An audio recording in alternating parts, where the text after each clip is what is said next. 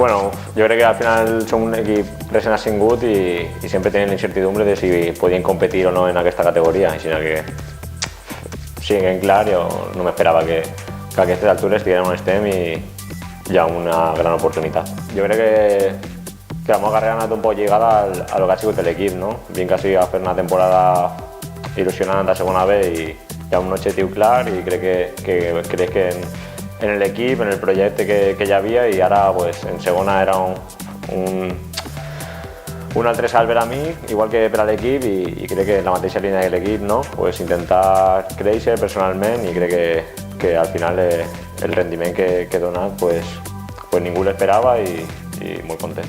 Sí, home, jo crec que en aquest sentit estic molt content, no?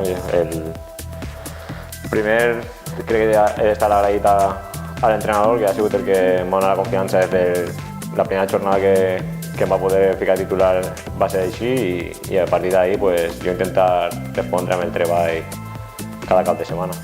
Que en l'àmbit de Tarragona pues, ja hi ha l'espineta clavada, no?